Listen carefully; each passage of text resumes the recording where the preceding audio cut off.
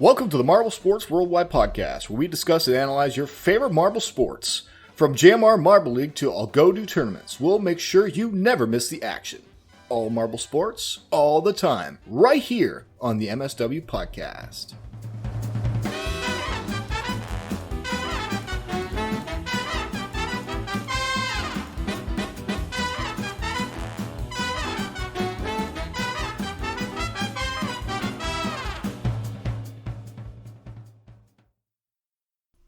Hello, everybody, and welcome to the Marble Sports Worldwide Podcast.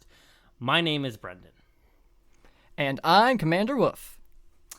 I decided not to do anything weird this time with the intro. I just couldn't think of anything. They will come to me. Trust me, I'll have more weirdness. It'll come to you, don't worry. But sometimes your brain needs a break from the weirdness. It just can't come up with new ideas. And then it will roar back with some crazy ones. This Sunday... Indeed.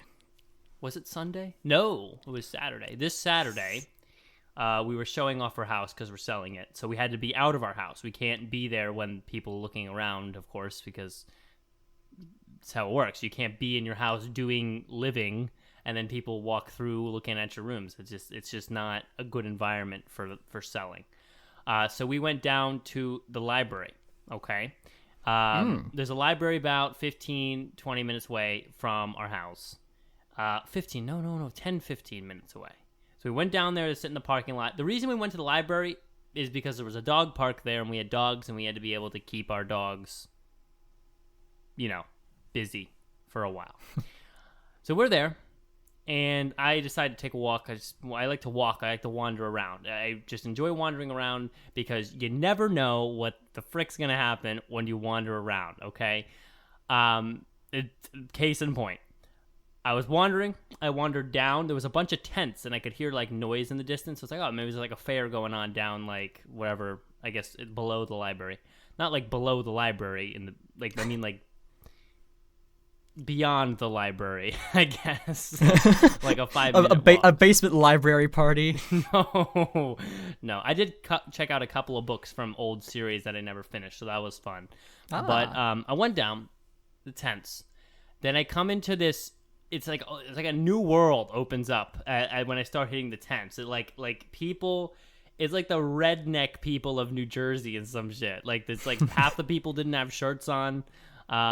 Dude, my God, some of these people had some yellow teeth. So I was walking down, they had tents up, and then I was like, what's going on? What is this whole thing? And then I found out it was a BMX park, and they were doing BMX racing. It was a whole state tournament, BMX racing. And then I sat there and started watching, and it was incredible. It was incredible. They would have upwards of 8 bikes in a gate. They would release the gate almost like a roller coaster release thing. It had the same sound, like a psh, like the or like that. And then the gate would release, and all the bikes would shoot down. They would pedal and go over jumps, and they would race. They would go all the way to the finish line. So, of course. And it would be 4 different straights where they each had different moguls and things like that. And then there would be a big banked hairpin, as we say in the marble world. 3 of those to go back and forth. And it was some really cool racing to watch. And I was like, oh my God, I want to do commentary for this. Because there was someone doing live commentary on the field. There was someone standing in a booth going number 44 up to number 43, now transfer spot to first place. I mean, stuff like that. I couldn't do it because I didn't understand him half the time. But he was doing it. So, me being very me, it's the best way I could say it. I just start talking to this one guy. I'm like, how do you get to do the commentary here? This seems pretty cool. And after some talking, I end up talking to the people who do the commentary, who arrange that. And I'm going to probably... actually get the chance to do some commentary for BMX racing, some live commentary in the next few weeks before I move down. So, crazy. Well, that's pretty cool. Thing that occurred just out of nowhere. Yeah, thank you.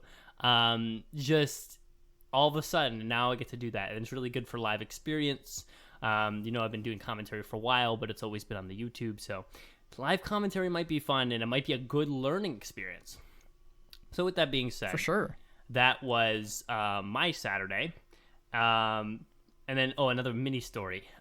Today, I was walking I was just walking and I was crossing a street, and then it was one of those things where you cross the street and then there's an island in the middle, and then you cross the other road that's like a highway, and then to get to the other side.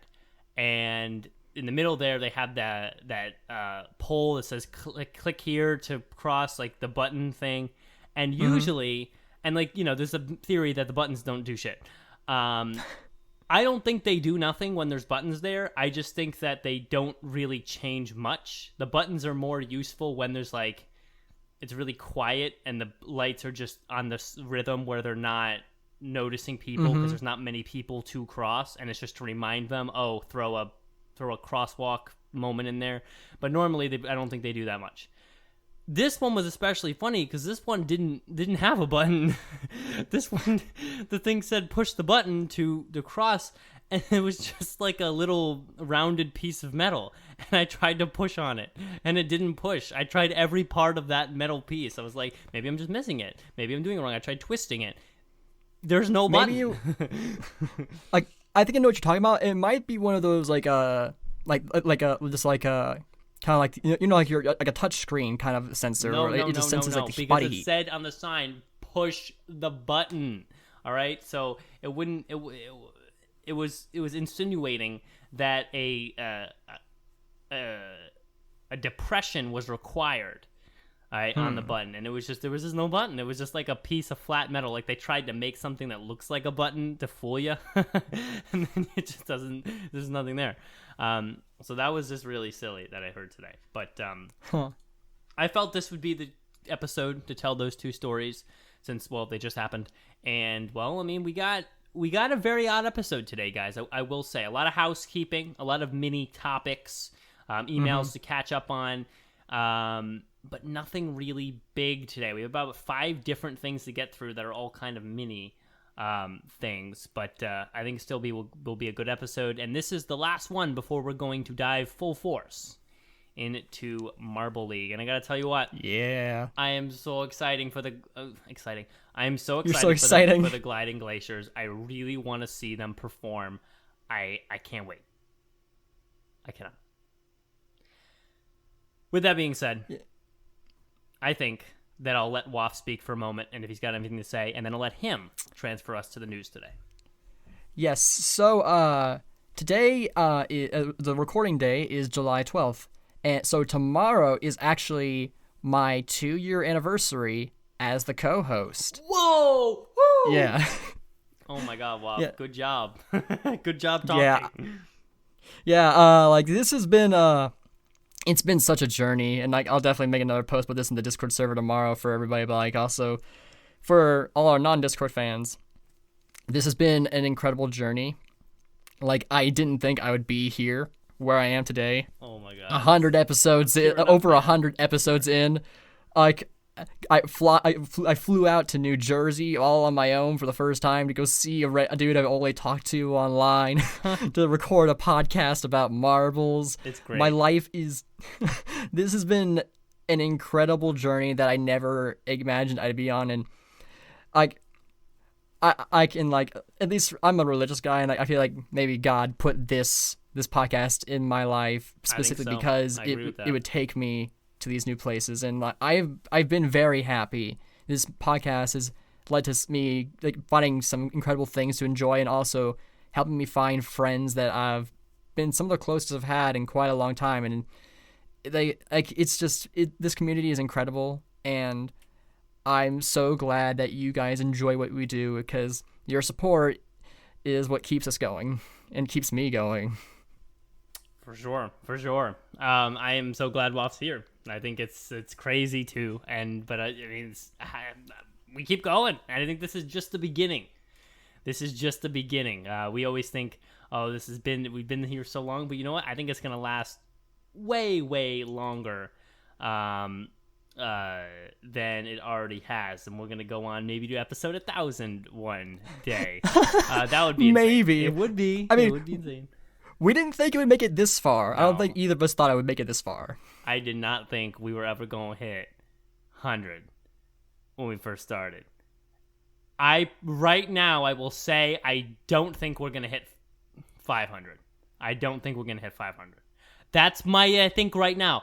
If you asked me in episode 20, I would have said I don't think we're hitting 100. So remember, these words don't mean I'm planning to make sure we stop before 500. I just don't think we're going to hit 500. We might hit 500. 10 years. And then we will sit there at 500 and say, wow. And then I'm going to be like, I don't think we're going to hit 1,000. We're not going to hit 1,000. But we just keep podcasting. We keep talking. And you guys keep listening. All right, I know we're not like the one channel. Was it Dinosaurus, Dinosaurus or whatever? Who he gets like tens of thousands of views now on his stuff, or at least somewhat. But he actually makes content. He's not just a podcast. He makes like animations and stuff, or like the Marble Report. So we're not that big on YouTube. Maybe one day if we continue to podcast and Marble Sports becomes a much more full community where it's the consistent inner community members are not just a couple thousand or like 5,000 or like hundreds of thousands. But the fact that the few hundred that do listen every week, we get between 1 to 300 consistent listeners weekly, you guys keep us going. Because I know that pretty large group of people wants to hear what we got to say, what guests we got to bring on, what information we have each week. And that makes us both come back every week, sit down at these mics, and talk about the Limas and everything else. With that being said, since the talking ended up back in my mouth, we're gonna write that down. I'll take us out to the news as well. So let's get to the news with Johnny Marble this week.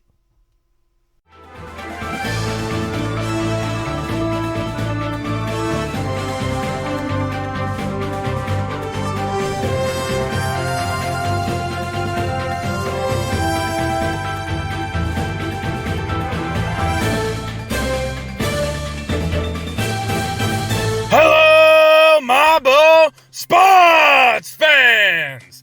I am Johnny Marble here with the Marble Sports Worldwide News, sponsored by the Marble Hotel. Wherever you roll, we'll be there. With Marble League soon upon us, some brand new JMR news has been released.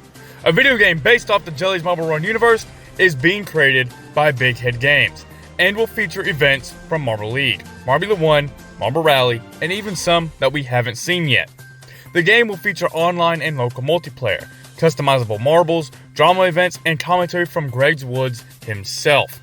There will be a Kickstarter page launched later this week where you can go and support the game's development, which is scheduled for release on Steam Early Access in the fourth quarter of 2021. It'll be interesting to see how the game develops, and everyone here at MSW are all looking forward to playing it. Well, I've been Johnny Marble. You have been the best fans in the world. Let's kick it on back and continue now with the podcast.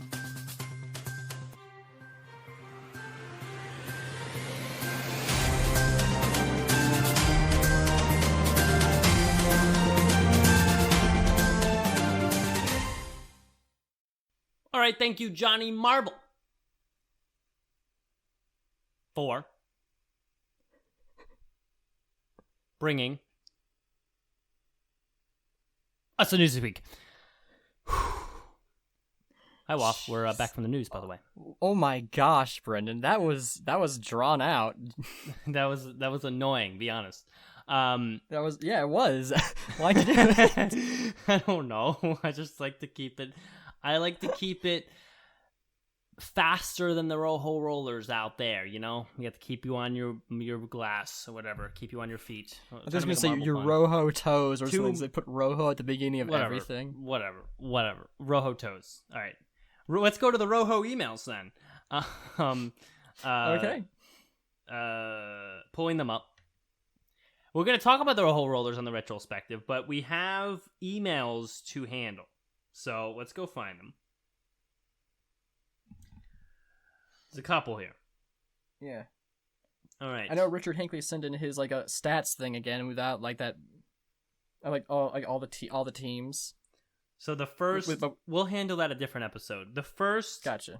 The first question, the first email is called Trivia Question. So I guess play the trivia segment music because I think we have 2 trivia questions in the emails today, and so this is going to be the email segment and the trivia segment. So play that music too. Have we played that music yet? It's time for the trivia segment. Meow meow. Go go go go go go.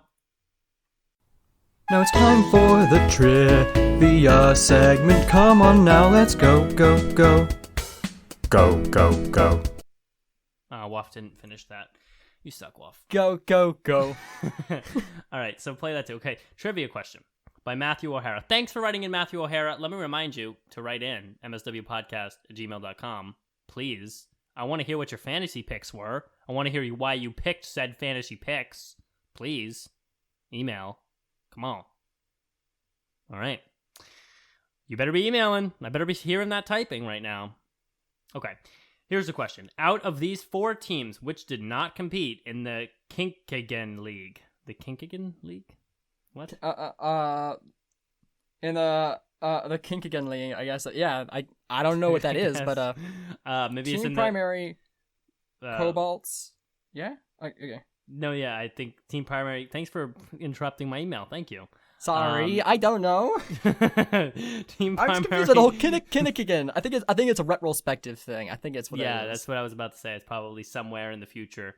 The team primary, Cobalts, Crazy Cat's Eyes, or Thunderbolts. One of those 4 teams did not complete in the Kinkagen League.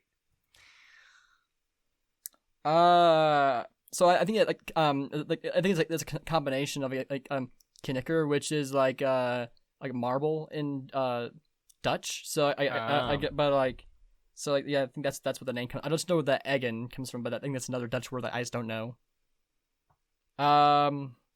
Primary Cobalts, Cat's Eyes, and Thunderbolts. Unfortunately, we haven't read any of their RetRollSpectives yet, No, so we have not. This is completely blind. I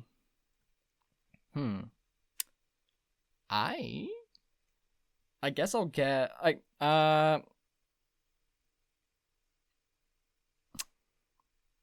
I'll say the Cobalts. Not really sure why.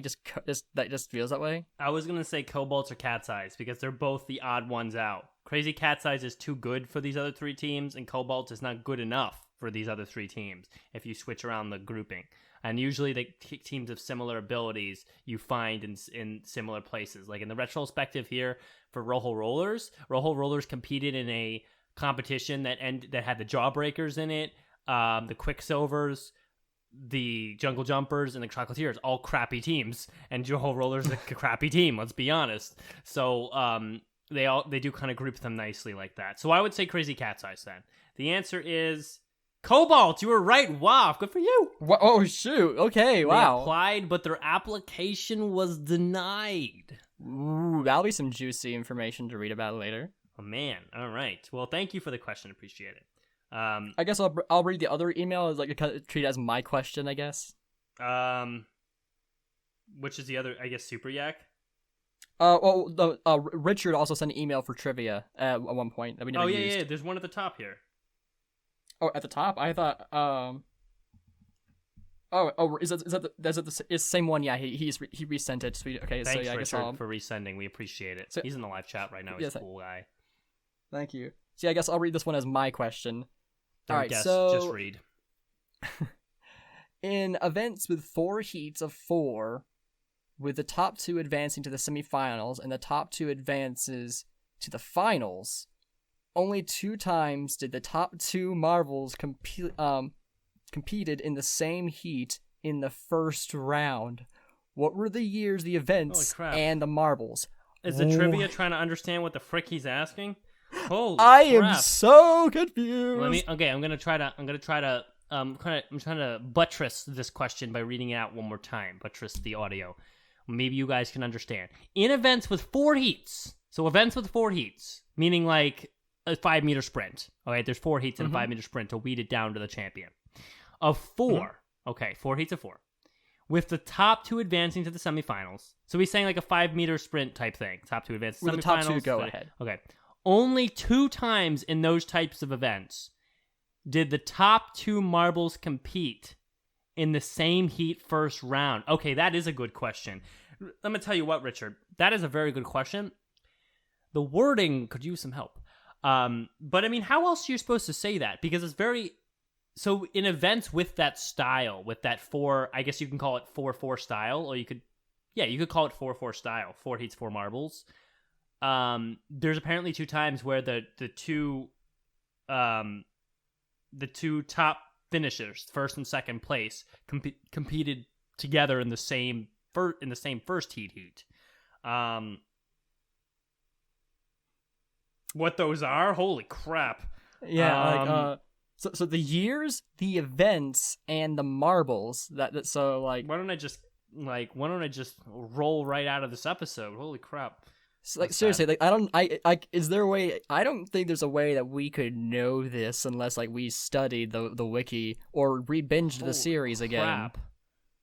Man, like this is like, wow. This is silent. This is a silent question. This is the toughest. This is one of the toughest ones. Like, I'm like using your example of like 5 meter sprints. Like I'm imagining like, okay, in the first round, like both the Savage Speeders and the Midnight Wisps made it past that, and they both made it, and they were the top 2 marbles of that event. I'm assuming that's what I was referring to, right? Yeah. Listen. These are complete shots in the dark. Honestly, yeah. I will go. Heck, I'll do that. I'll do the Savage Speeders and Midnight Wisps just because I just said it. So I'll just do that. What year? The Wisps. What year did the Wisps win? Was it 2017? It was 2019, right? Wait.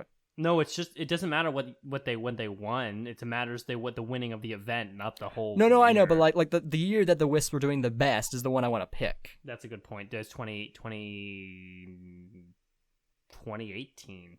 They won. They won in the snow. They won. Okay, 20. So I'll say that the Savage Speeders and Midnight Wisps, in like 5 meter sprint, in 2018 is my first pick. Sure. Richard, man, this is ridiculous, my man. Do you have a second one? Let's see here. What other events that have heats in it? There is, relay race. That is one that's a likely one too, I think. So maybe relay race.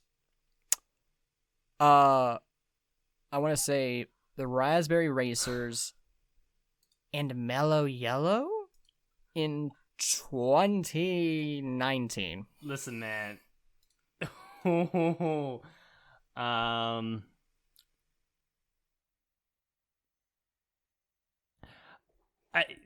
I would say 2017 O-Rangers, Savage Speeders, 5 meter sprint.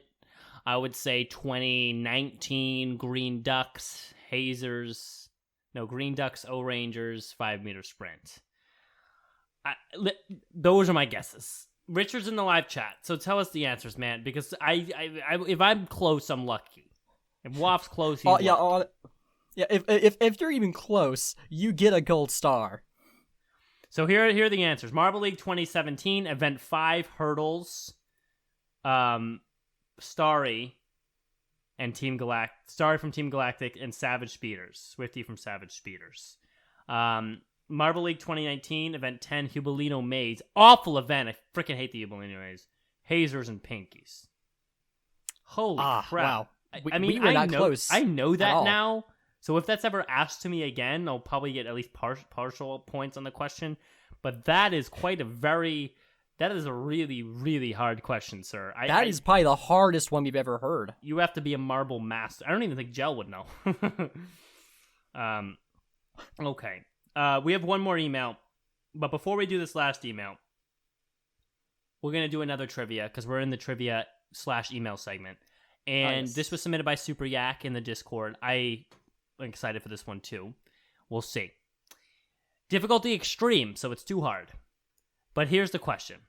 Which individual marble is the only athlete to have a negative Marble League individual point total with a grand total of -3 points? Now, I think I know the answer to this question. I'm pretty sure I do, actually. But I'm going to let Waf, do you know the answer to this? Which individual marble is the only athlete to have a negative Marble League individual point total? We actually we talked about this. Although no, I don't. It was I just know the answer. Team primary after it was team primary in like 2017. Was it diving? Wait. No, it was the Yeah, I think that the primary had a negative score, got negative points at one point. I think, that was a team event, so it wouldn't be like unless they kind of like they just counted that way. Oh, what would it be then? I think it's Rojo Quattro. You think it's Rojo Quattro? I do think it's Rojo Quattro. I'm pretty sure it's Rojo Quattro. Super Yak. Shout out to Super Yak. He always has good trivia. I guess I'll say Prim, because I the primary is on my mind. I remember them getting negative points at some point. Answer is Rojo Quattro. Wow. That was the trivia segment. Now let's head back to the show. The show! Oh! I'm going to point something out here. Oh, that's right, in the article. This week's RetRollSpective. Which team is RetRollSpective this week, Waff? Rojo Rollers. I think I'm going to wait to explain why it's Rojo Quattro till we get to the RetRollSpective. I'll bring that up. So hang tight, everybody. But it's Rojo Quattro. Negative 3 points. Very controversial moment. If the podcast had begun when that moment happened, that would have been a full episode of drama because some interesting things happened in that moment. We'll get to that. Final email. Edu writing in. Fantasy team picks explained plus Rocky calendars is the subject. Edu says, here I want to justify why I chose the following teams for the fantasy league. Now you probably heard me slam the phone down. I'm very particular about fantasy. I am, of course, encouraging of every style of pick. If you pick limers and chocolatiers as your multipliers, I'm going to tell you it's a bad idea, but I'm not going to like hope you lose. I'm going to be like, dude, I hope you win. I hope the limers and chocolatiers turn it around and do amazing. Okay? So I will be harsh about picks, but it doesn't mean I'm not encouraging you and I don't want you to win. It just means I'm trying to be as factual as possible and really focus on what are good predictions. So I would love you guys to write in and tell me your picks, and I will give you a very honest opinion on how I feel about them. But let's get into what Edu has to say. I'm excited for this one because I know he has Indigo Stars in here. Right? All right. Hazers for his ×3. The fastest team around, always there in a championship fight, facing a great opportunity to finally celebrate an overall win. Maybe the time has come. Wow, Hazers ×3. What do you think? That's a pretty good pick. They're a very consistent team. The Hazers are my ×2. So, like, you know, it's a good team to have. Like, oh, wait, no, wait. Did I put Hazers at times? Well, excuse me. I'm going to go check my fantasy real quick. Well, I mean, Watt thinks it's a good pick. I think it's a good pick. You didn't pick Chocolatiers ×3. I don't see Hazers winning this year. I do not see Hazers winning this year. I see Hazers finishing in the top 8. Their consistency across Marble League events is not good. And speed is not the only thing necessary for a Marble League event. Competition tournament. So I do not see them winning. However, I do think they're a good pick. They will get you points this year. So they're not a bad pick. Yeah, Hazers is one of my ×1. Hazers are a very consistent team. They've always been like up there near the top a whole lot, and like they have been consistently one of the best teams. So it's a very good pick. I can't really fault them for choosing that. Hazers are a bootleg Savage Beaters. Write that down. We're gonna I guess in a way today. Write that. I like that. Hazers are a bootleg Savage Beaters because they are a consistent team, as Waff said. He was correct in saying that. They will get you points. They will put numbers on the board. They will earn medals. I cannot realize a season in which the Hazers do not have at least one medal. But are they the winning team this year?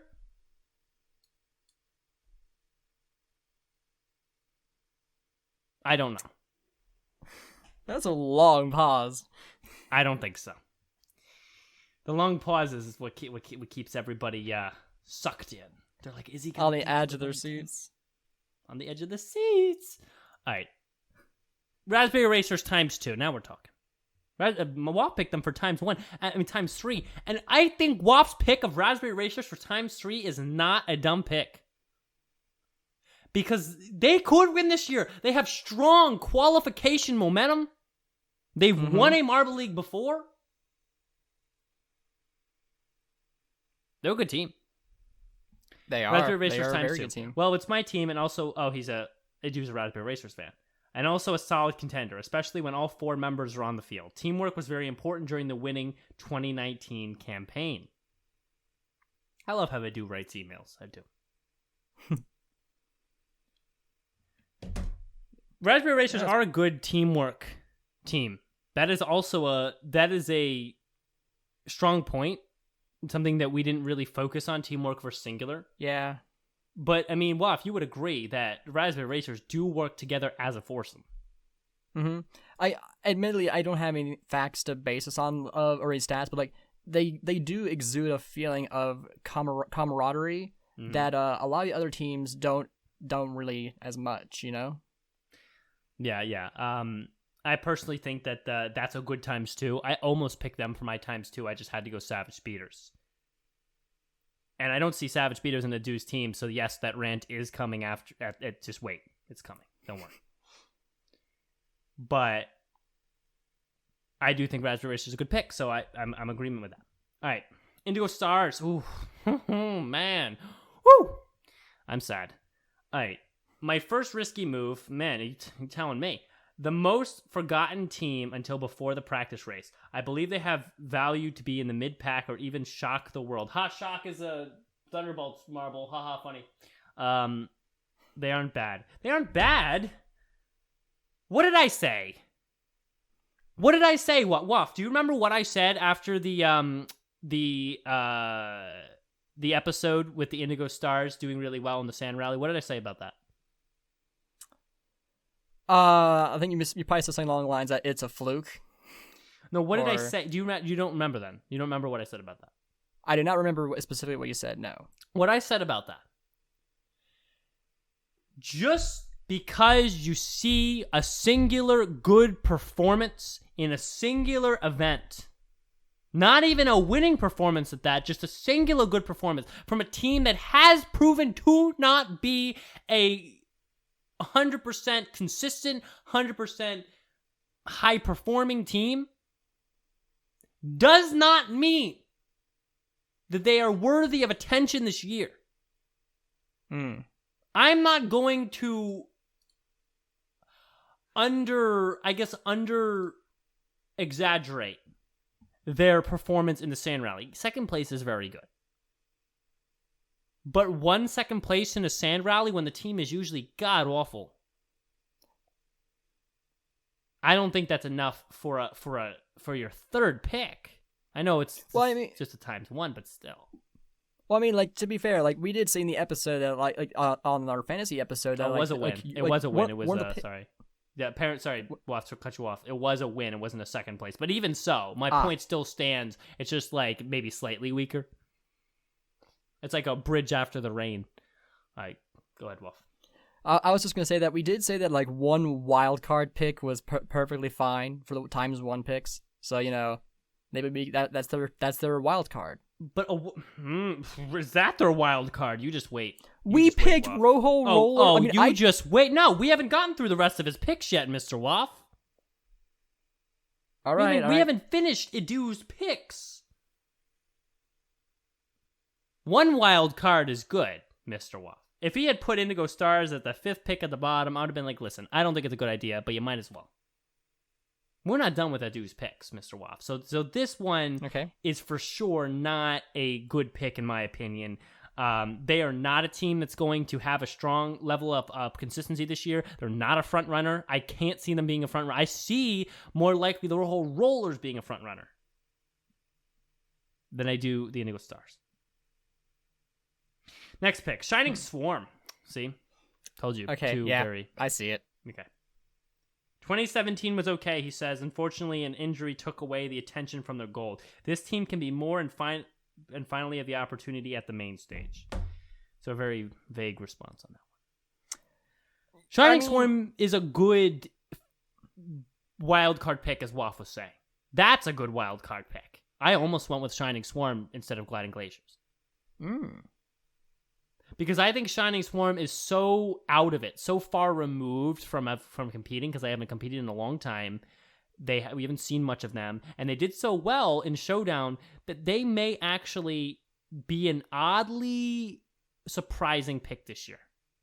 They have less ill repute than the Indigo Stars, less recent ill repute than the Indigo Stars. And so they're a better pick than the Indigo Stars. They're a more consistent pick as a team, that is a fact. And I think as a dark horse pick, a wild card pick, they're not a bad pick. Though, because you have Indigo Stars also as a pick-a-do, I have to say that I dislike Shining Swarm as a pick because they go in order.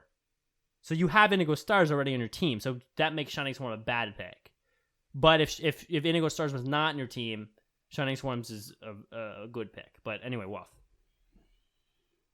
I mean, I was just gonna mention like how they brought up the whole fidget spinner collision thing, and but like I think it's also important to mention that like because of the injury that Momo suffered, maybe other teams weren't performing as well. So while the Shining Swarm, like I won't I'm not gonna deny that that they got a victory there, but like the whole situation, it makes everything feel kinda off, you know?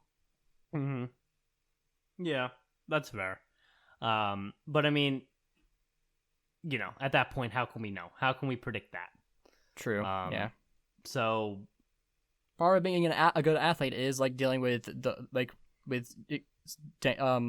very what's the word? I guess tense and unexpected situations, and an injury in athletics is a very real thing. Yeah, and that can affect both the teams involved and the teams just watching because it's going to affect the mindset, right? Agreed. But anyway, no, I'm excited to see how they do. Shining Swarm, I guess, again, being able to brave fidget spinner collision and do so well is important. I think the injury adds to the boldness of that. Green Ducks, that's a good pick. Let's read about this. Yeah. Even though last year was a disappointment, they've demonstrated they have what it takes to challenge the big dogs. Just play the cards right. I like the Green Ducks. Yeah, they're a good team. They're a good pick. single multiplier team for this year. I didn't pick them,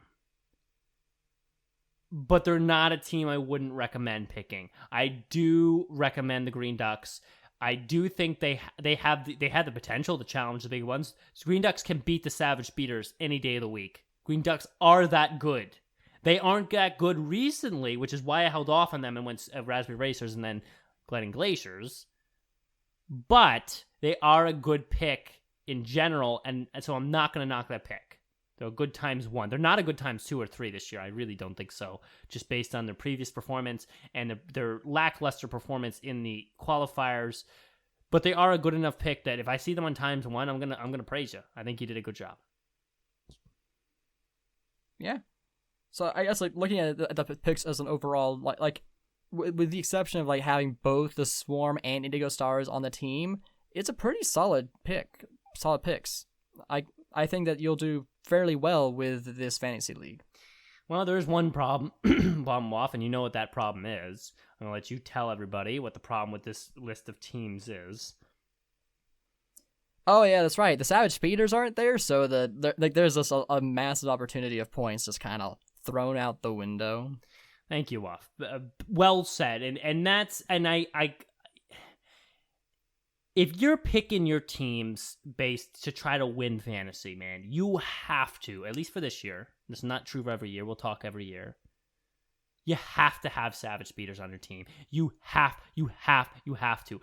It's not a good risk. There's never a time. There is not a situation where someone could sit down and be like, okay, I think that you should pick the Savage Beaters every time except for this particular situation. It's just not a situation.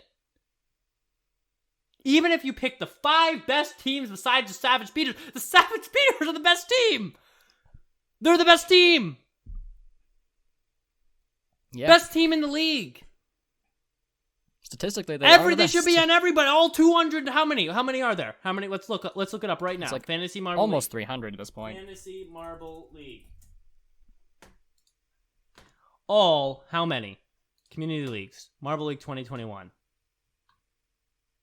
Loading data. Members.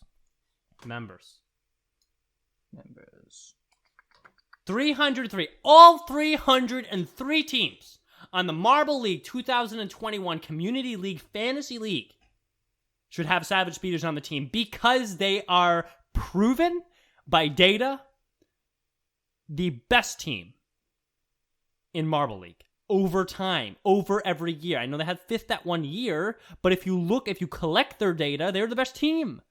They repeat champion. Have the chance to go twice in a row this year. The only thing they haven't done, really. So they actually might be good this year. They are an amazing team and should be on your fantasy. So, unfortunately, even if you pick 5 really solid teams, if you do not have the Savage Speeders on said team, then I think you've made a mistake. I have them at times too here. Let's see what Adu says. He says, yes, I took the risk. No increased explanation. That's all right. If he. And I think this is always open to discussion every year.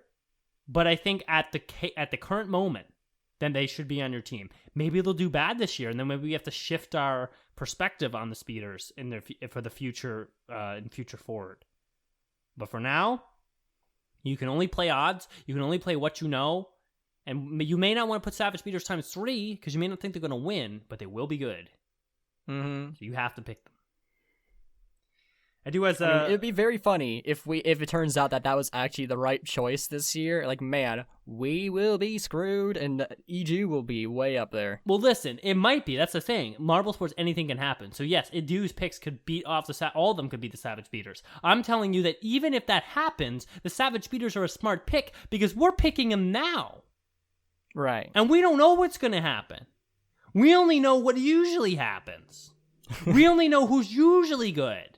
And the Savage Speeders usually, actually always, if you look at the whole history of Marble League, will put points up on the board. They will get medals. They will win events. They will put points up on the board. They're a team you should pick. Edu has the second half of the CMO. We can read it. Moving on to another subject, something that annoys some fans, but is actually the norm in Marble Sport production. Just to clarify, this is not a rant about anyone. It's just something I wanted to talk about.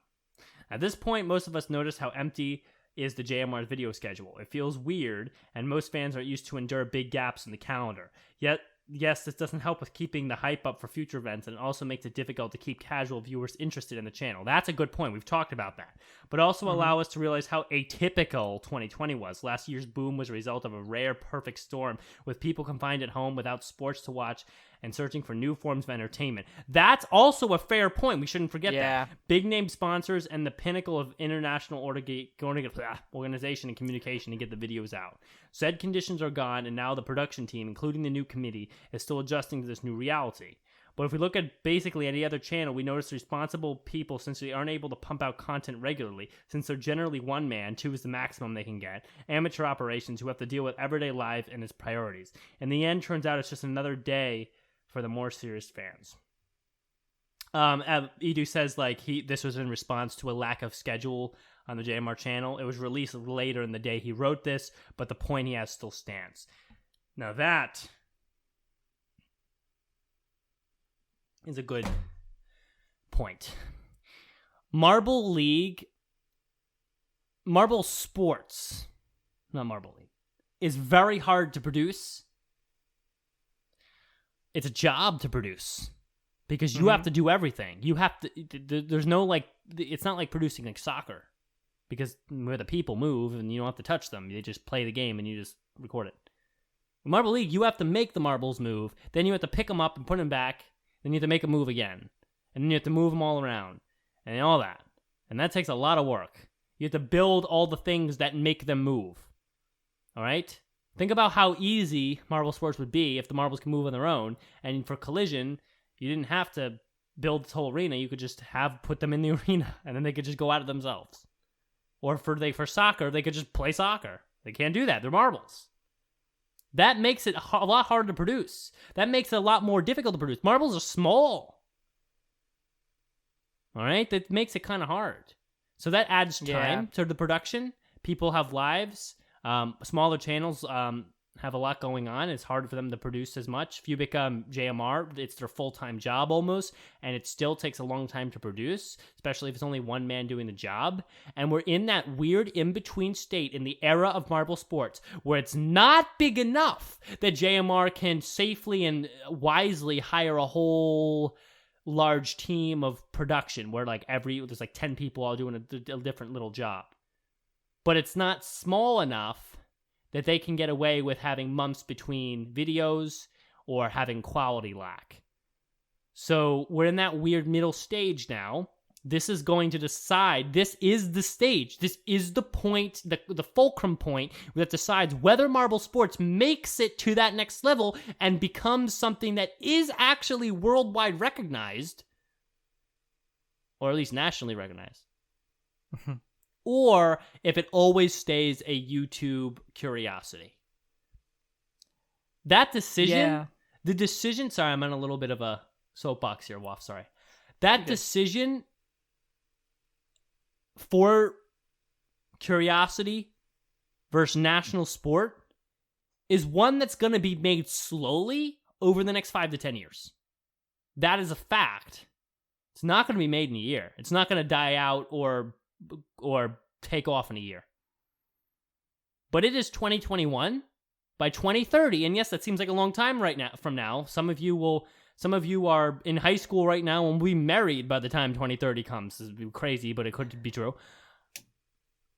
That will be the point where we're going to be able to really look and be like, okay, where's JMR at? Because if it has not grown, then it's never going to. At least not through JMR. Maybe another channel at a different time with a different strategy.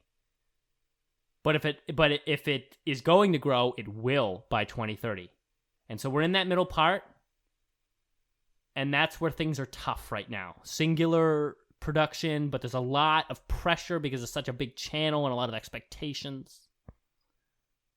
But that's a very good point to make, to help us, to remind us, I guess, for patience, but also for understanding. Waff, what were you going to say? Sorry. Oh no, I completely agree. Yeah, and that is just kind of the name of the game. I wonder if maybe the upload schedule that they went with in 2020, they forced themselves to be that active because of the surge in fans, and that really just burnt them out because there was the 2 breaks. I mean, the break in Marble Rally was due to COVID closing the hill down, and also weather not being cooperative. So that one is explained there. But then you have Marbula 1, which it's in a warehouse, so that they rent. So it's what was up with that delay? So I think maybe they really had burnt themselves out, and honestly, I'm thinking about international recognition. I know that this year's qualifiers happened very much later than they normally do, where that normally it happens several months before the actual Marble League. But I don't think the views on this year's qualifiers was even has been growing as fast as it has in the past. We have that same slow exponential decline. I'm pulling it up here on YouTube. That slow exponential decline that we talk about. We've talked about this in previous shows. It's happening again. 260,000 views on the 2021 qualifiers. Last year, give a guess. What was the qualifiers? It was 15 million. 1.2 million. Oh, okay. I was thinking of a different qualifier. Yeah, one of them, I think it might have been the Marbula 1. The first Marbula 1 thing got 15 million. I forget. But 1.2 for the qualifiers for last year's Marble League. Now, this was right after the craze. The big moment. But the 2019 qualifiers, well, they only had 500. The 2019 opening ceremony had 1.2 million. All right, but your qualifiers for this year only has 260,000? Wow. And again, I do want to state that not as much time has passed between league and qualifiers this year, so it's not necessarily as fair to judge. But like, I don't feel like it's not been gonna growing. Hit a million. No, it's not even going to hit 500K. In fact, it's probably not even going to hit 400K. I don't know why that is. This Marble Sports is amazing to watch. I love watching. I don't know how you could not want to come back. Right? And like the qualifiers, even before COVID, would always get millions of views. Like, that's how it's always been. So I'm trying to figure out, why is it different? And actually, like, I mean, like, I guess like I think it might have to do like funnily enough, I think it actually might have to do with thumbnails, like just recognizability. While I don't agree with Piney being removed as a thumbnail person, I don't think it has a lot to do with thumbnails. I don't mean like it's like the thumbnails are getting bad. Like, we're gonna talk about this later in the episode. But like, I mean more like the more you change, like it's like Vanoss Gaming. Like, you know a Vanoss video the moment you see it because it has the same rainbow pattern in every thumbnail. But because they keep changing the artist, it's not as recognizable immediately to people that, oh, that was that Marble League thing that I watched last year. I'll go watch that again. You know? Yeah, that is fair because it all changes. They sometimes have different arts and different logos, and that is making it not as recognizable over time. Like, the logo for this year is a lot different from your average Marble League logo. That is going to change the initial recognizability. I didn't even think about that too. Yeah, the logo is so different and so stylized. Yeah, and now it looks nice, but it does reduce the recognizability. Now, 2 more emails came in as we were talking, with 2 more people wanting to hear me bash their fantasy picks or praise them if they're good. We're going to do that, but I want to make sure we talk retrospective. I want to make sure we talk about the video game because we have about 25 minutes left. So why don't we talk retrospective in the video game real quick? We'll touch on Piney as well, and then we'll come back. Maybe you should do Piney now because we already brought up the thumbnail thing. Fair enough. We'll do Piney now. Talk about the other 2 things, and come back to the email. So I'll let you give the story since you probably have more facts about this. So what is the Piney situation? All right, so as maybe some of you probably know, Piney actually has been doing a lot of the thumbnail artwork for the channel for quite a while now. I think it started with Marble 1 Season 2, and but recently, as you know, as you probably could tell, the quality is for the qualifiers and the friendly round are not the same as before, and that's because Piney was not recommissioned to do the work. And basically, Piney's got a random email from Yella that said, like, hey, Dion found someone else to do thumbnails. And so, like she got paid for her last work, and then that was it. Now, the problem, the thing is, oh man, okay. I need to collect your thoughts. Collect your thoughts. You want me to talk for a moment while you collect them? No, I think I got what I want to say here. So, then go ahead.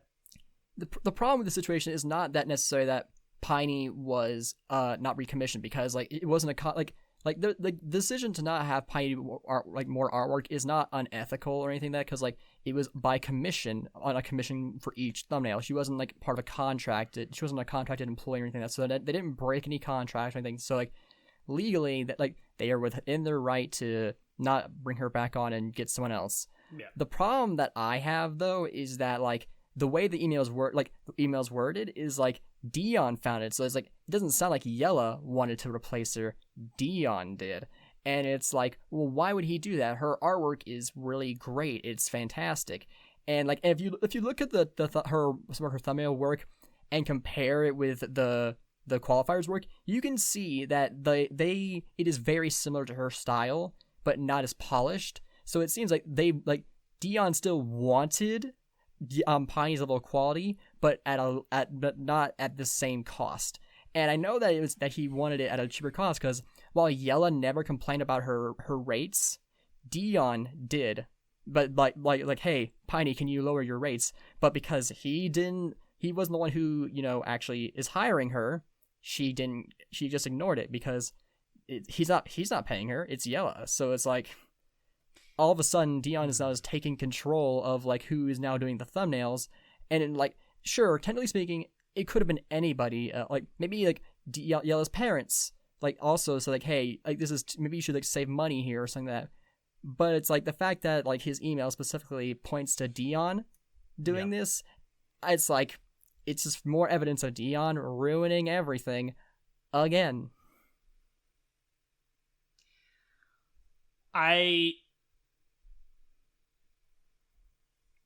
Let me get one thing straight. Piney is an amazing artist. Episode 25. Go to the YouTube, please. Because she did an absolutely amazing job with those animations. I wish our podcasting quality was higher then so that the animations would be more exciting because we would be saying things in higher quality audio. But, of course, we were bad. She was amazing. Let's get that straight. Her thumbnails are incredible. They're up here on the Chrome screen now. Marbula 1 thumbnails are just very well detailed. They look clean, but they're also highly detailed. In the background and in the foreground, the marble designs are very well done. And very simple, but also very complex. Not a lot to complain about when it comes to Pine. She also did like multiple marbles for the team. She didn't just do one for each team, which is another thing that's different. Like you can see on the two recent thumbnails that the artist just made one marble, and then they would repeat that same marble in the image again, right. But they would either rotate it or they just wouldn't rotate it at all. So why his rate is lower? Yeah. Another thing to point out: the new thumbnails aren't bad. I want to get that out there right now. Yeah, they're really agree. good. They are good. They're better than I could do. They're better than WAP could do. Mm-hmm. But they're not Piney. And that's why he's being paid less. The problem I have with this is that there was no explanation for why Piney was being let go.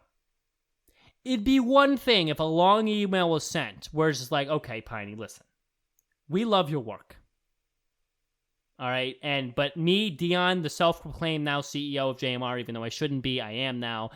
This is what it is, because you can't do anything about that. I don't think Dion should be the CEO of JMR, but there's nothing you can do about it. You can't do anything about it. We can't change that.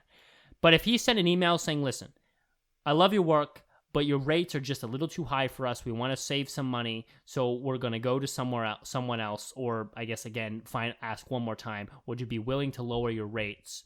For I guess however, maybe forever, for a time, whatever, but really explain that they really appreciated her work and explain directly why they want to make a change. Then I would have no problem with it, because people make budget cuts all the time. If it's costing a lot to get a certain level of quality thumbnail and you're going to decrease it a little bit to save money, that's a totally valid thing to do. But if you don't communicate that to the person, if you say to this person who's been working very hard for you for a long time, just, hey, we're just doing something different now, bye, then that's just rude. And that's not good conduct. And that's not something Gel would do. So when you have that double layer of Dion's internal mistrust and just Dion's internal trickery, but then bringing that outside too, to a lack of misconduct when treating the workers, then you have this double layer of negativity, which overshadows something that could have been very common and just, a bummer, but it is what it is. You save money as a channel. So, and they kind of do, because they haven't been getting the views they need to get. I don't know why, but they haven't been, because we just talked about that. So, it's the way you handle the situation, the way Dion handles current situations, is why I don't like this. And that is another example, a small but existing and notable example of why I think JMR may fail in the next 10 years. Yeah. And because if he does that with more, I don't want to say Piney's not important, but more, like executives with more responsibility is how I want to say it. If he does that with a TV program, a news program, or something like that, if he has that attitude at that higher level when he's talking to people that are helping him really instead of him helping them,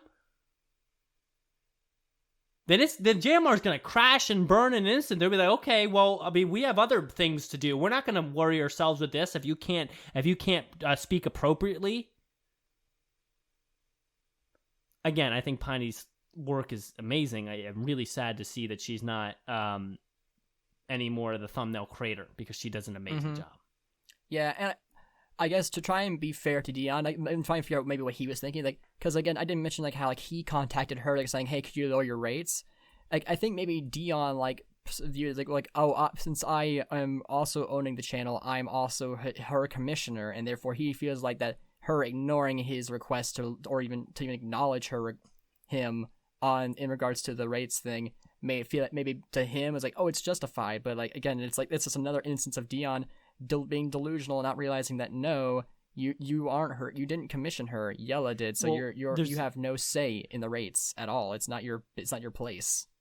Edu reminds us she was cut in the middle of working on the thumbnail for qualifiers. Another example of Dion's rash behavior, because the better way to do that would have been because it couldn't have been life-changing amount of money. So I would have, if I were Dion, I would have been like, okay, we're going to make budget cuts. So let's send a nice formal email to Piney asking her to lower her rates, or after Marble League 2021 is done, we would find someone's new. That would be the mature, the wise, and adult way to handle that. Here's the things he did wrong. Number one, he did not send an explanation email.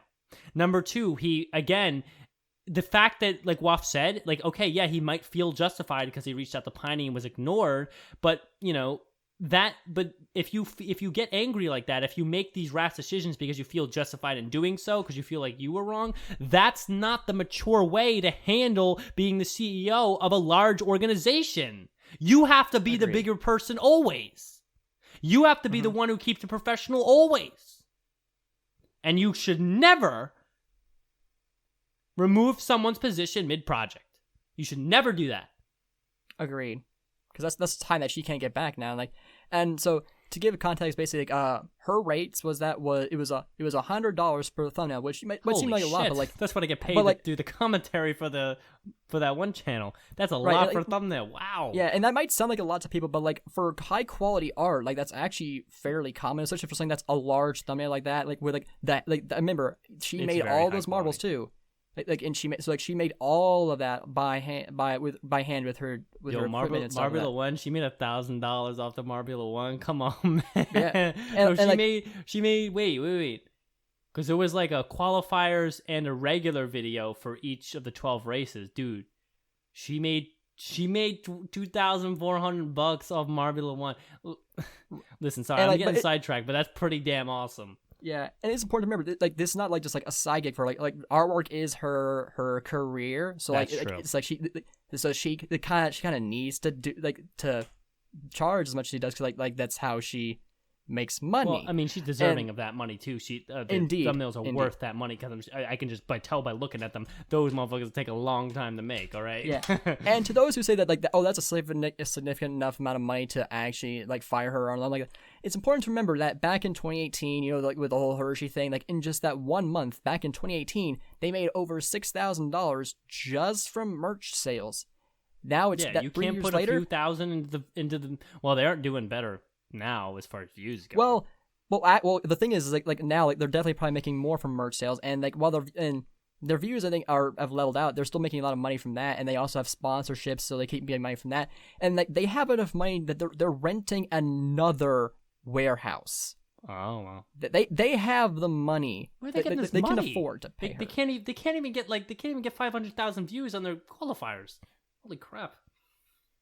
Yeah, so I think they're doing a lot better than they actually are letting on, because like if they could afford to rent another dang warehouse, it's not gonna hurt them to keep paying for the high quality thumbnails, not just for the quality, but also to keep consistency, so people aren't confused about, okay, well, the art style changed like the third time in like just 1 year, so it's confusing to people, like, so it's not as immediately obvious that this is a Yella's video.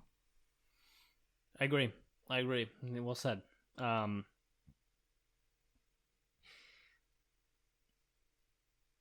don't think I have anything more to say on this topic. I think we said it all, but it's very important to understand these things. Everything. But I think we are unbelievably on a housekeeping episode running low on time. So let's cover RetRollSpective and Marble League the game. Agreed. RetRollSpective is how we do. I'm going to talk about a few things I liked.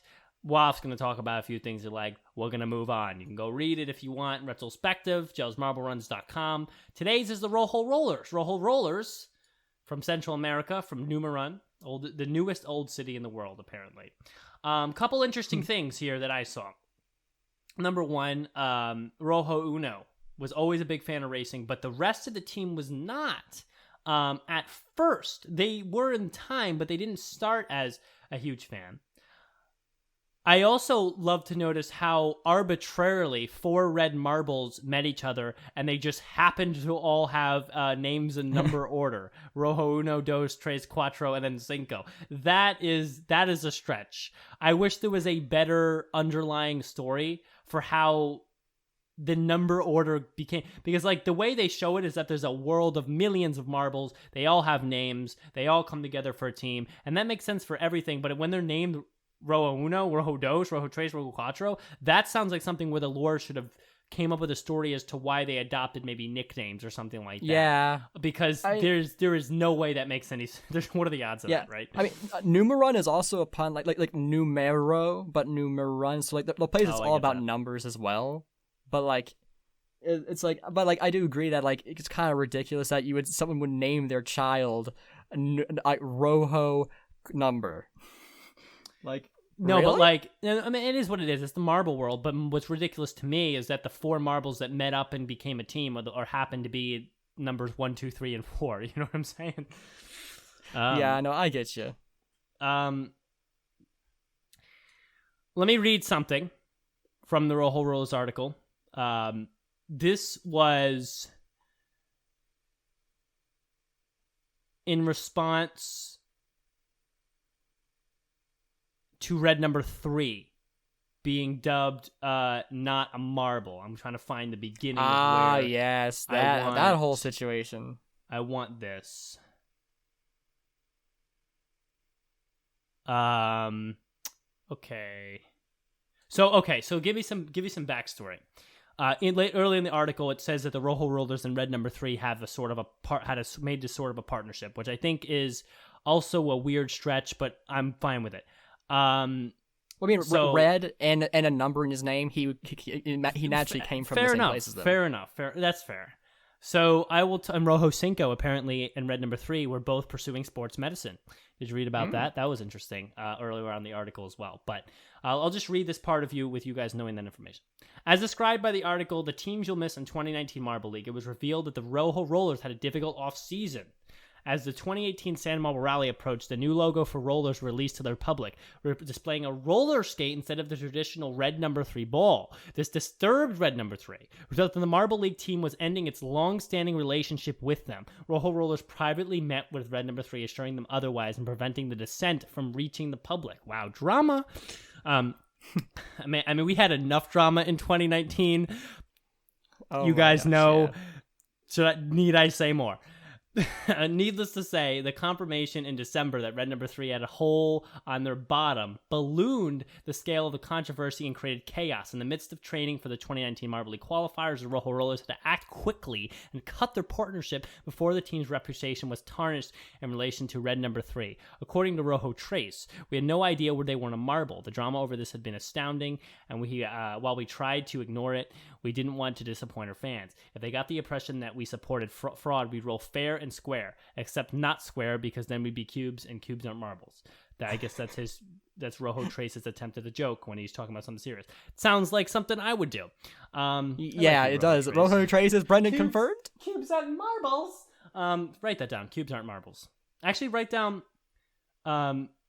this down. Ready? You ready? Let's write that down to the episode. Write down, we roll fair and square, except not square, because then we'd be cubes, and cubes aren't marbles. Rojo Trace. Wait, I'm not going to... That's a quote from the article. Write it down. Write it down, because I like it. Write it down. You could say it's from the article and that Brendan wanted it. This decision deeply hurt the team, particularly after the qualifiers. Although the article stated that the Rojo Rollers were willing to move away from the controversy, Yellow's confirmation that red number 3 would be returning to the 2019 Marble Rally eased the tension surrounding the situation. I understand why the Rojo Rollers did what they did. I understand why my fans were so upset, red number 3 side. I didn't want to disappoint anyone, and I feel the most disappointed in myself. I'm happy that I'm still being allowed to compete in this next season. I hope that the Rollers will forgive me. the way I acted. Since then, no official statement has been released regarding any future collaborations between the Marble Rally athlete and the team, but we hope the relations between the two parties have improved. I think that's interesting. I didn't know, I mean, that's like a little bit of lore, the partnership between the two. I feel like that's going to be a super yak trivia question in the next year, you know? So good to know. All right. Let's see if we can get it up here. I just had it. If you see it, let me know.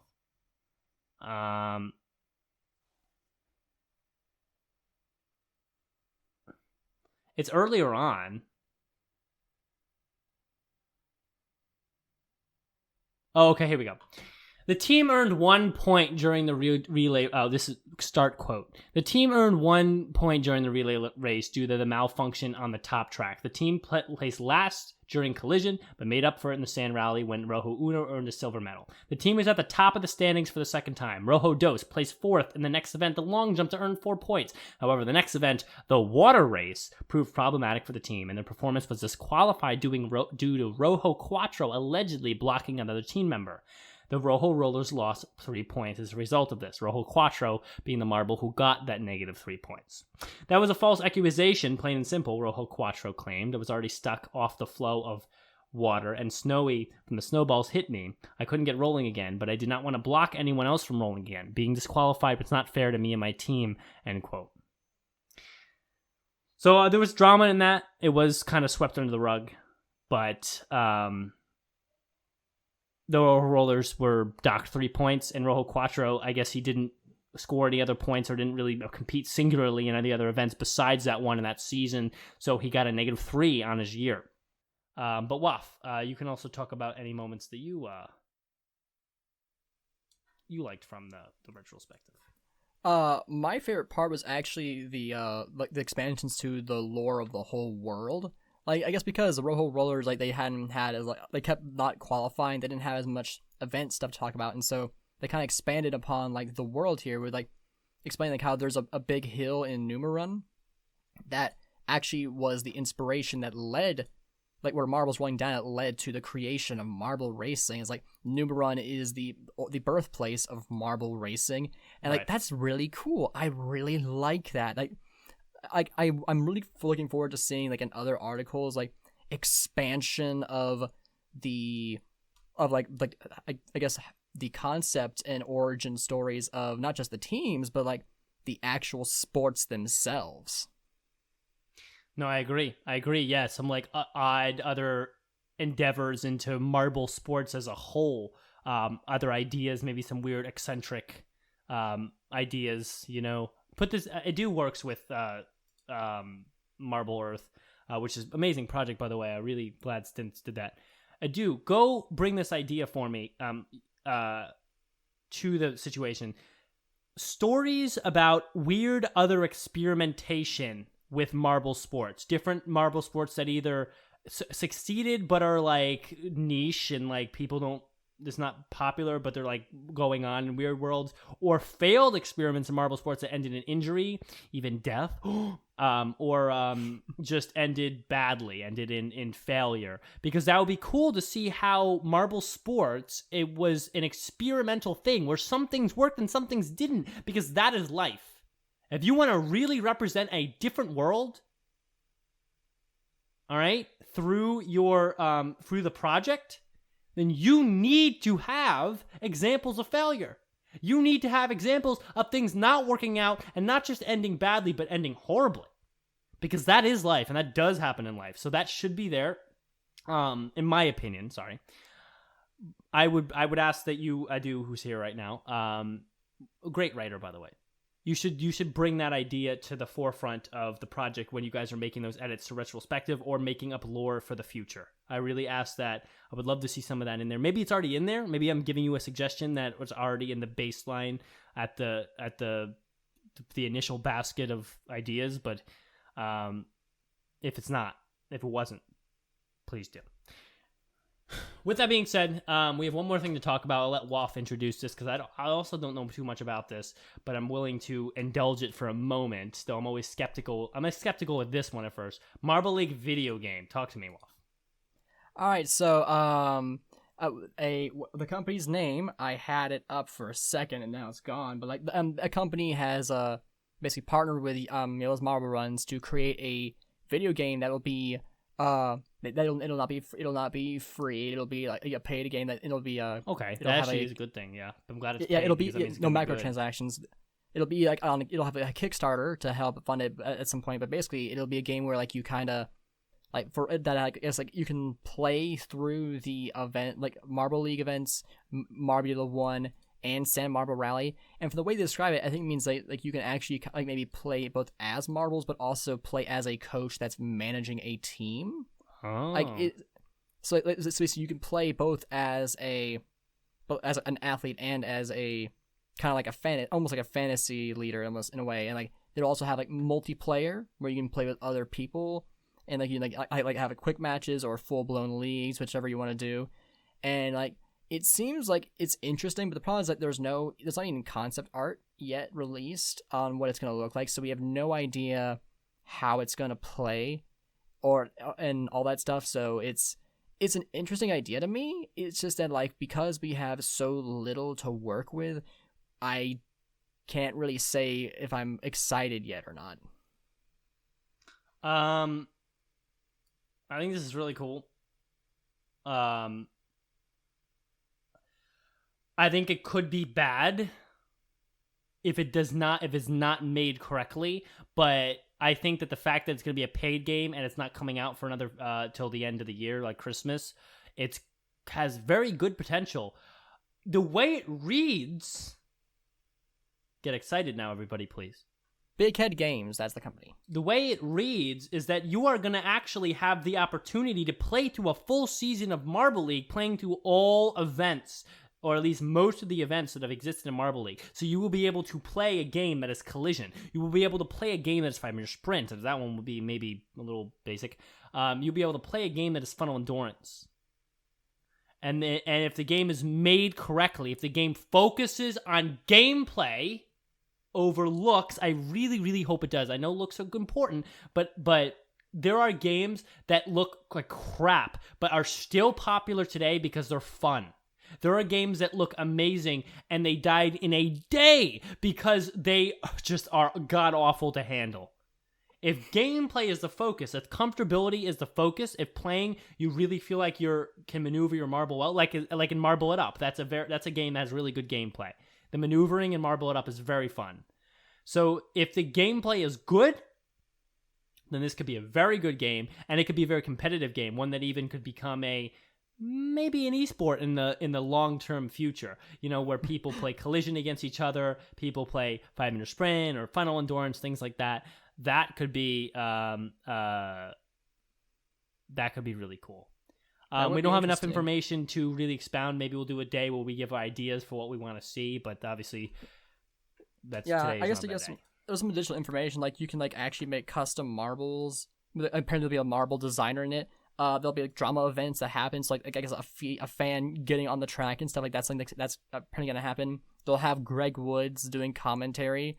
That's fun. So like it seems like they're gonna try their best to replicate the experience of JMR. I really need to see a full blown trailer first. I need to see what this Kickstarter is gonna look like before I can really say if I'm actually excited or not. I'm just more intrigued than anything else. I agree. I'm excited to see where it goes. Hey, we're gonna have to play. We do some live stream. Actually, I do gaming, of course, on my channel. I will be, when this game comes out, I will be doing Let's Plays of this game on my channel. Ooh. I have not decided, but I think I'm leaning very much this way. I think I'll be posting the formal, and they'll be edited very well. I have an editor who does my gaming stuff. They'll like edited videos on this channel, Marble Sports Worldwide. So you have something to look forward to, because I will likely play the game a bunch if it's good. I do play GD like full-time. It's my full-time gaming job. I don't play any other games really. But if this game is good, I will make time for it. I'll play it a bunch and make Let's Plays for it. I don't know if I'm going to post it on both my GD channel and my Marble Sports Worldwide channel, or just the one, or just the other. I don't know.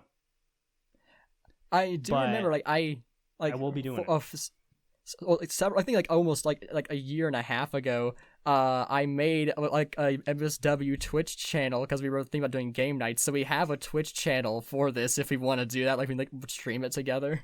If we did Twitch, I haven't decided. Yeah, again, I haven't decided if I would just stream on my bigger GD Twitch channel, if I would just stream on the new, because I have 1,200 followers on my GD Twitch channel. You know what I'm saying? So that would get okay attention. So we'll decide that too. Or when we just stream it on YouTube, who knows? But anyway, we'll talk about that. I will guarantee you there will be a way to access Let's Plays of me playing this game. I've been doing video game stuff for a while, so it might be, I'm hoping that will be quality content for you. But hang tight and it'll be fun. Maybe Waff will be involved in the videos if we can make that happen. Maybe he'll make some of his own videos. Maybe we'll have 2 different Let's Play types. I don't know. We'll figure it out. But we have to end with some emails. 2 more. 2 more people sent in their fantasy picks thinking that I am going to love them and praise them. And seeing that Mellow Yellow was the first pick on this guy's list, he is not going to be praised today.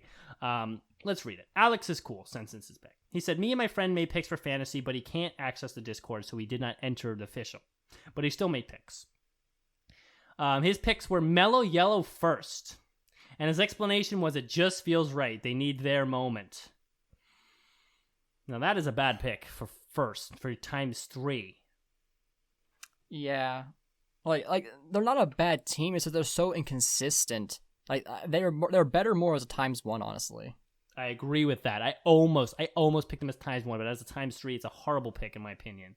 But I love Mellow Yellow, as you know. I will restate this one more time because I feel like it always changes very slightly. And then, just to be clear, my top 3 teams, in no order, because I haven't ordered them, they're just my top 3. Crazy Cat's Eyes, Limers, Mellow Yellow. Number 4 is Green Ducks. Number 5 is Gliding Glaciers.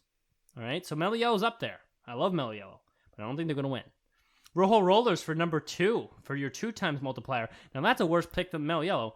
There's always a surprise team, yes, but for your ×2, For your ×2? Yeah, I mean, I don't have much to say to that besides, listen, Rojo Cuatro got a -3 one year, so I mean, although it was controversial though, right? Oh yeah, I was supposed to actually read that excerpt too. I forgot to do that. Yeah, you did, didn't you? Oh, you know what? Crap. We're gonna do that at the end of the episode, and I'm gonna have you put a timestamp to edit that back into the beginning of the retrospective, because that was supposed to be an explanation from the trivia thing. We'll do that at the end of the show. Speeders. Well, I guess if you're hearing my voice now talking about this, you already heard that segment because it was edited back into earlier. So this is really weird and surreal for you, but whatever. All right. Speeders. They are just so good. I agree. Speeders are so good. They're good. Glad to see them on your team. Green Ducks.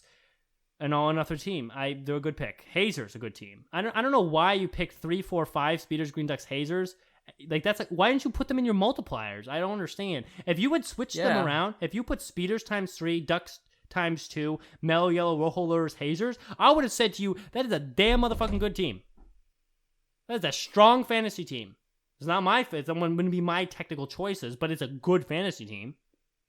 I don't know why you put Mellow Yellow in your I guess I don't know if you're doing ×3 because you're not entered into the thing on Discord, so maybe you didn't know that they do ×3s. So I guess you could change it for yourself since we haven't started yet, since you can actually lock in those picks. I would say make sure Stratus Speeders or Green Ducks are your ×3 and 2, because he didn't specify that actually. Well, I guess it is important. Like Discord, they can't get onto Discord yet because Alex is still not 13, so they can't officially join the fantasy league. So, right, yeah, which is unfortunate. But if you knew about the multipliers, this is a very strange order. Like that doesn't make sense, but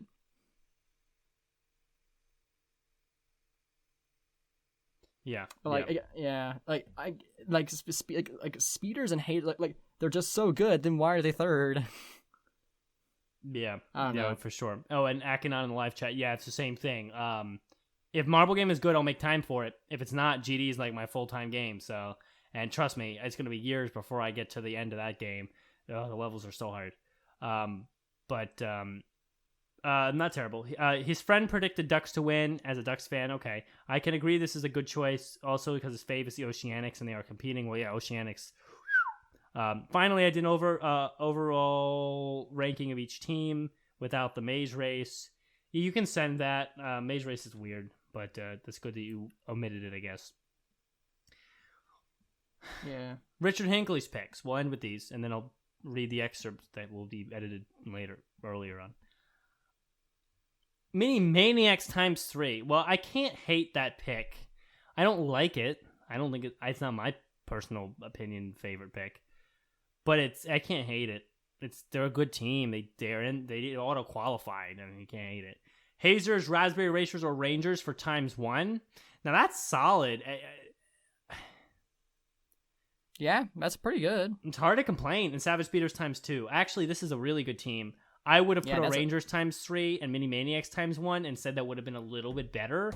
But that is not a bad team. I will say. So, hey, Richard, not bad. I don't know if you should have tried to have some sort of... I like Mellow Yellow live chat more than Mini Maniacs. I think Mini Maniacs is I don't want to say they're a better team, but they're a better times 3 pick this year. They are a better times 3 pick this year. I don't like the Mini Maniacs. I've said that a million times and 1,000,001, but I mean, I can't lie. They are a better times 3 pick than the Mellow Yellow this year. Absolutely. But I don't know. I don't know. You didn't have a dark horse pick. You went with all top teams. So I think that's your one weakness in your team, Richard. You should always have a dark horse wild card pick because usually there always is a rookie or an unexpected team that will have a top 7 year. And there's usually always a good team that's like seen as consistently good that will have a bottom 7 year. So, playing those odds is why you should always have one dark horse rookie pick. But overall, your team is going to do very well this year. You're probably going to finish in the top 50 at least. With that being said, that's going to do it for the episode. We're going to end the episode and then record that segment that you already heard. Well, yes, man, I ain't going to like this. Anything? Oh yeah, it's not hard to edit this. What? I didn't compliment them, Akanon. I don't like them. I don't like the Mini Maniacs. Sorry, live chat's sucking me back in. I just can't. When we talk about fantasy, I have to have a seriously. My mind has to be seriously oriented to be focused on who's going to get the most points, and I can't lie. I can't misrepresent their probability. Yes, I think they're not going to be good this year either. I don't think they're going to be good. I don't think they're going to be a top 5 team this year. But they still have a higher probability of being a top 5 team than Mellow Yellow does. Your sleeper pick is Indigo Stars as well. Well, Indigo Stars, man. I think they're going to be even worse than Mini Maniacs. Well, anyway, sorry. Finish up. Yeah. I mean, I didn't start saying anything. I don't know. You didn't interrupt me. I don't know what you're... No, sorry. I always think because I'm always pulled back into some rant. Well, that's going to do it for the episode. So I hope you enjoyed. And, well, next week... things are going to get busy as we're going to have many things to talk about Marble League related. So we'll see you then, and well, enjoy the last few days before Marble League begins. Mm-hmm. Yeah. All right then. Roll on, Marble sports fans.